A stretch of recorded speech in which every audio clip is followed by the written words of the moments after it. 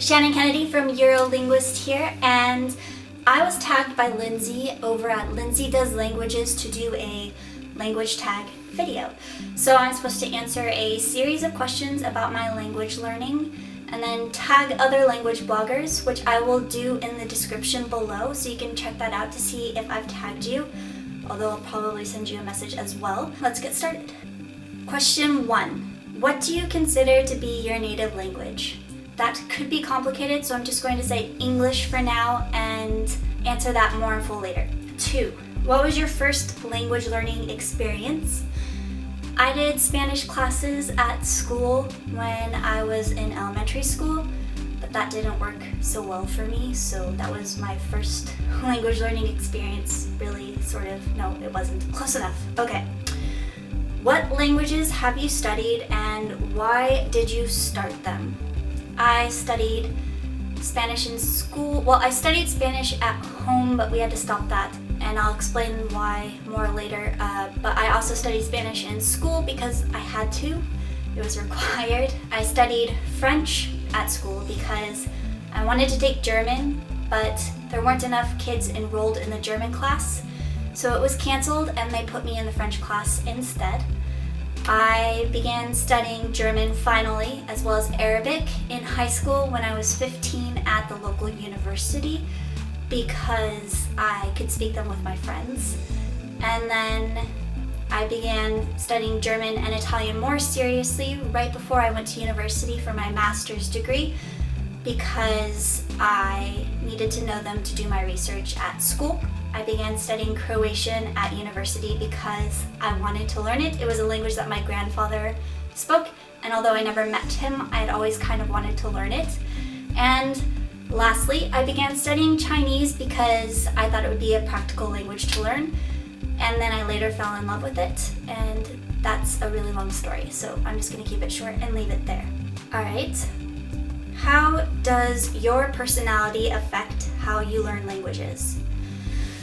I am naturally quite introverted, so initially it was really difficult for me to talk with people and have conversations to practice my target languages, but I've had to kind of force myself to get over that, and so it's actually helped me grow as a person because I am less timid and less afraid to talk to people I don't know, because if I don't do that, I won't get to practice the languages that I'm studying.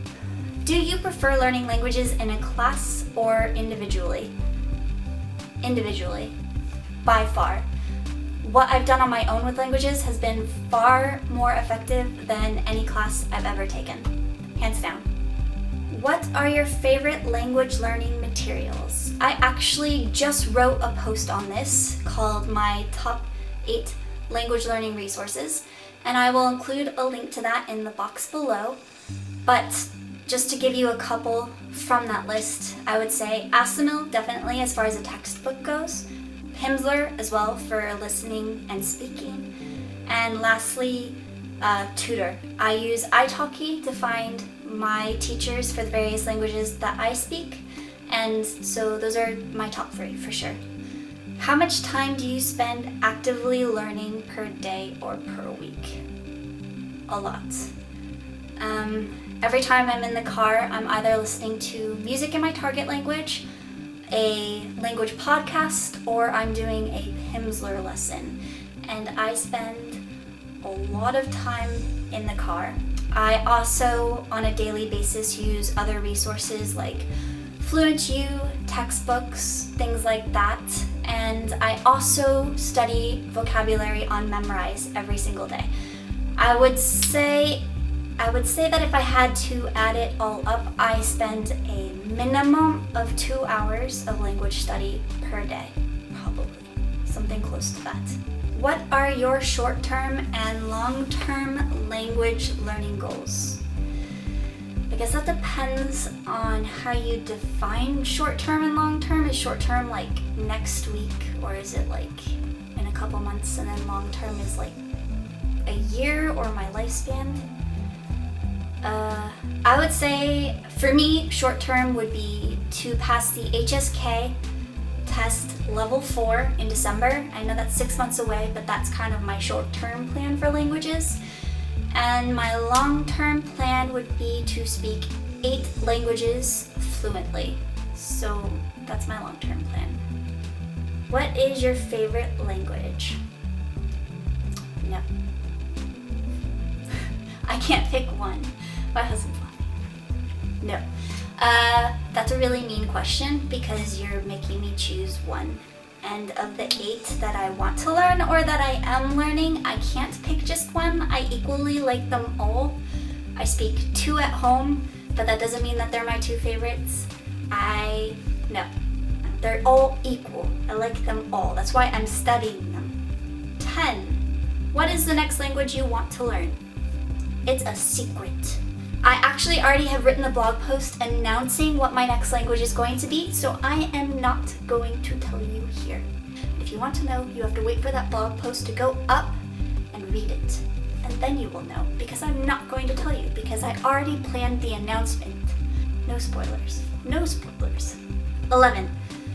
What advice can you give to new language learners?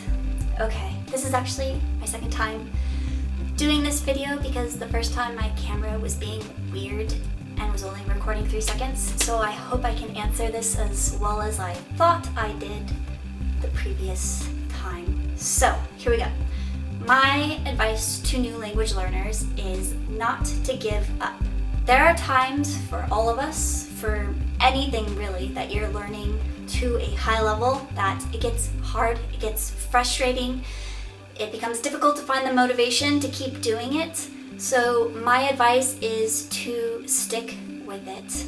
I find that when you stick with things, you end up being really happy that you did because you're investing time into learning something. And after you've spent so much time, it kind of becomes silly to give it up because, then that's just time you wasted doing it. So, when things get tough, don't be afraid to reach out and ask other language learners questions. I know that myself and several of the other language learners out there are definitely willing to answer your questions, so don't be afraid to reach out and ask us for help if you're struggling with your language learning. And know that, as you're learning anything, we go through different stages. We go through stages where we progress like this, and then there's stages where we kind of plateau out and it feels like we're not improving at all, and then there's stages where we actually regress because maybe we haven't used the language in a while. And so what you need to realize that even though it feels like you're doing this, you're actually doing this, and you're slowly improving, and sometimes it's hard to see when you're in the middle of it. So even when it gets frustrating or when you feel like you're not improving and it feels hard in the moment, just remember that that's exactly what it is. It's just a moment in time that you're feeling that. And when you stick with it and you look back at it later, you're going to realize that it wasn't actually as bad as you thought it was. You just didn't see the progress that you were making. So just keep that in mind when you get to those stages. So that's my advice for a new language learner. I believe I've answered all of the questions, and I will include the names of the people that I am tagging in the description box below. If you enjoyed this video, please hit the subscribe button right there. Just hit the subscribe button. And if you have any questions about language learning or about my experience language learning, feel free to leave me a comment and I will get back to you as soon as I can. So thank you for watching. Thank you, Lindsay, for tagging me. 再见.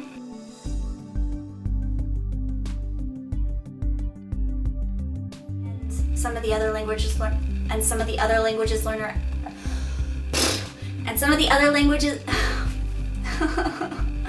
know that myself and some of the other languages learn. So